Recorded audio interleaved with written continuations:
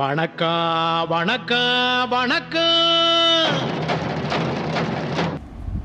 வணக்கம் மக்களே. இப்போ இன்றைக்கி பார்த்தீங்கன்னா நாங்கள் வந்து காலையில் கிளம்பி எங்கே போகிறதுன்னு தெரியாமல் ஒரு இடத்த நோக்கி போயிட்டுருக்கோம். அந்த இடம் வந்து ரொம்ப சஸ்பென்ஸான இடம். என்னடா குரல் வித்தியாசமாக இருக்குது, இந்த சேனலோட ஓனரோட குரல் இப்படி இருக்காதுன்னு நீங்களாம் நினைக்கலாம். நான் யாருன்னு நான் வீடியோட கடைசியில் சொல்கிறேன். இப்போ நாங்கள் எங்கே போயிட்டுருக்கோம் அப்படின்னு பார்த்தீங்கன்னா, இன்றைக்கி வந்து எங்களோட யூரோப் டூரில் ஒரு முக்கியமான நாள், 2வது நாள்.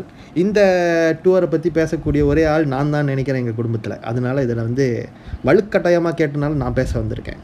வந்துட்டோம் நம்மளோட இடம். இது என்ன இடம் அப்படின்னு பார்த்தீங்கன்னா, யார் யாரெல்லாம் இங்கே ஃபுட்பால் பிரியர்கள் இருக்கீங்களோ உங்களுக்கு தெரியும். இது வந்து டாட்டனம் ஹாட்ஸ்பர்ஸோட ஸ்டேடியம்.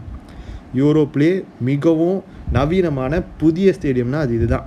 இப்போ தான் ஒரு 2-3 இயர்ஸாக இந்த ஸ்டேடியமில் வந்து நம்ம டாட்டனம் ஹாட்ஸ்பர்ஸ் பிளேயர்ஸ் வந்து கேம்ஸ்லாம் வந்து இங்கே ஓடிக்கிட்டுருக்கு. என்ன தான் எனக்கு நினைவு தெரிஞ்ச நாள்லேருந்து நான் ஃபுட்பால் பார்க்க ஆரம்பித்ததுலேருந்து டாட்டனம் ஹாட்ஸ்பர் ஒரு கப்பு கூட எடுத்ததில்லை. பட் இருந்தாலும் அதில் ஒரு ஸ்பான்சர் வந்து எங்களுக்கு ரொம்ப முக்கியமான ஸ்பான்சராக போனதுனால நாங்கள் வந்து இந்த ஸ்டேடியமை எங்கள் டூரில் சேர்த்துக்கிட்டோம்.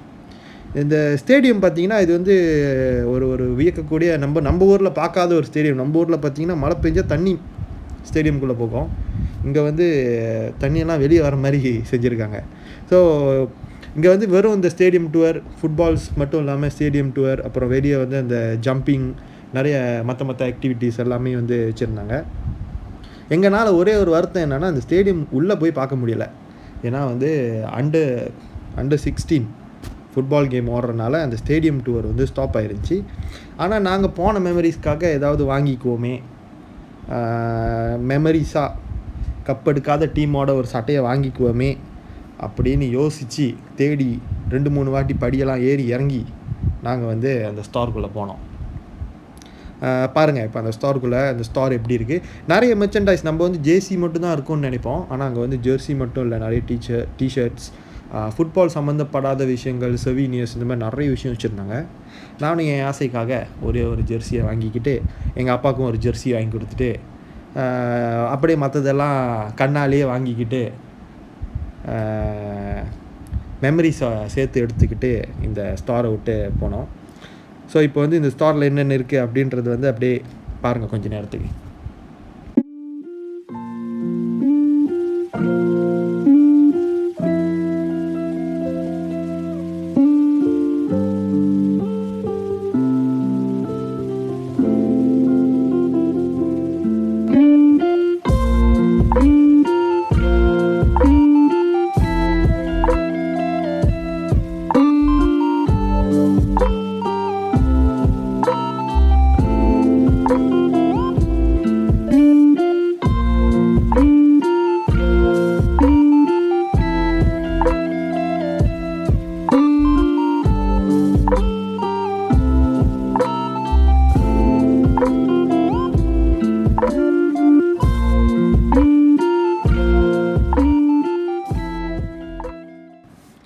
இப்போ இதுதான் பார்த்தீங்கன்னா இந்த ஸ்டோரோட கடைசி. அடுத்ததாக ஒரு முக்கியமான ஸ்டேடியம். இந்த ஸ்டேடியமை பற்றி பேசுகிறனால நிறைய பேருக்கு கோவங்கள் வரலாம், ஆனால் ஒன்றும் பண்ண முடியாது. இதுவும் நான் நினைவு தெரிஞ்ச நாள்லேருந்து இன்ன வரைக்கும் ஒரு ட்ராஃபியை கூட இவங்க எடுத்ததில்லை. கிட்ட கிட்ட கிட்ட கிட்ட கிட்ட கிட்ட போவாங்க, ஃபைட்லாம் கொடுப்பாங்க.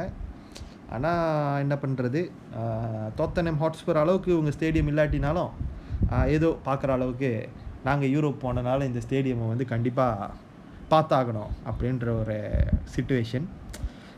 இந்த ஸ்டேடியம்குள்ளே போய் பார்க்கணுன்றது என் விருப்பம் கிடையாது. அதனால் நான் வந்து இந்த ஸ்டேடியம் டூர் இருக்கா, இங்கே வேறு எதுவும் ஆக்டிவிட்டி இருக்கான்றதை நான் வந்து தெரிஞ்சிக்க விரும்பலை. ஏதோ கூட்டிகிட்டு போனாங்களே பார்ப்போமே அப்படின்றதுக்காக தான் பார்த்தேன். யாரும் இந்த கன் ஃபேன் இருந்தீங்க, இல்லை ஆர்சனல் ஃபேன்ஸ் இருந்தீங்க அப்படின்னா கோச்சிக்காதீங்க. உண்மைகள் சில நேரம் வந்து பிடிக்காமல் போகிறது நமக்கு வந்து சாதாரணமான விஷயம் தான். இதை நம்ம ஏற்றுக்கொண்டு தான் ஆக வேண்டும், வேறு வழிகளே கிடையாது. இப்போ இவங்களோட ஸ்டோரில் என்னென்னலாம் இருக்குது, இவங்க ஸ்டேடியம் பார்த்திங்கன்னா ரொம்ப ஒன்றும் பிரம்மாண்டமாக நம்ம பார்க்குற அளவுக்கு இல்லை. ஏன்னா இது சும்மா அப்படியே கடத்தரில் ஒரு சின்ன கிளப் மாதிரி அப்படியே சின்னதாகவே முடிச்சிட்டாங்க. என்ன உள்ளே இருக்கிற திங்ஸு, இப்போ கப் எடுக்காத டீமுக்கு எதுக்கு தான் அவ்வளோ விலை கொடுத்து ஜெர்சியை வாங்கணும், ஒரு டிஷர்ட் வாங்கணுனாலும் எதுக்கு தான் அவ்வளோ விலை கொடுத்து வாங்கணுன்றது எனக்கு தெரியல. பாருங்கள் இவங்களோட ஸ்டோரில் என்னென்னலாம் இருக்குன்னு.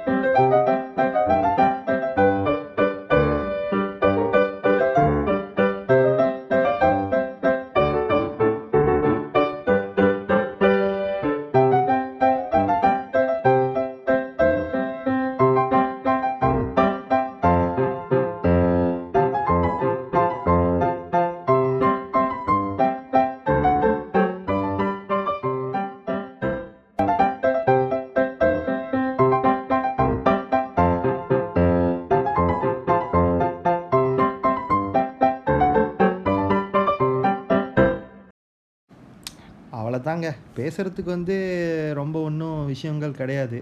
ஸ்டாரை பற்றியும் சரி, இவங்களோட ஸ்டேடியமை பற்றியும் சரி, அவங்க டீமை பற்றியும் சரி. வேணும்னா அவங்கள சுற்றி முற்றி யாராவது ஆர்சனல் ஃபேன்ஸ் இருந்தால், இந்த டீம் வந்து அந்த காலத்தில், ஆதி காலத்தில் நீங்கள் பிறக்காத முன்னுக்கு என்னென்ன சாதனைகள் செஞ்சுருக்காங்கன்னு கேட்டு தெரிஞ்சுக்கோங்க. அடுத்ததாக பார்த்தீங்கன்னா, இதுதான் வந்து யூரோப்லேயே ஆகப்பெரிய ஸ்டேடியம். அதிகமான பார்வையாளர்கள் உட்கார்ந்து பார்க்கக்கூடிய ஒரு ஸ்டேடியம். இந்த ஸ்டேடியம் வந்து இந்த வெம்ப்லி ஸ்டேடியம் பார்த்தீங்கன்னா, இந்த சுற்றி இருக்கிற இந்த வெம்ப்லி ஏரியாவில் தமிழர்கள் நிறைய வாழக்கூடிய, அதாவது லண்டனில் தமிழர்கள் நிறைய வாழக்கூடிய ஒரு இடமா இந்த வெம்ப்லி வந்து இருக்குது. நாங்கள் போன டைம் பார்த்தீங்கன்னா, இந்த சாம்பியன்ஸ் லீக் ஃபைனல்ஸ் வந்து ஒரு வாரத்தில் நடக்கக்கூடியதாக இருந்ததுனால, அங்கே எல்லாமே இந்த சாம்பியன்ஸ் லீக்கோட அட்வர்டைஸ்மெண்ட்டாக நாங்கள் பார்த்தோம். ஸோ இதுதான், நிறைய படங்கள் எடுக்க முடியாட்டினாலும் இந்த குரலோட சொந்தக்காரர் யாருன்னு நீங்கள்லாம் யோசிச்சிருக்கலாம். அது நான் தான். நன்றி, வணக்கம். வரட்டா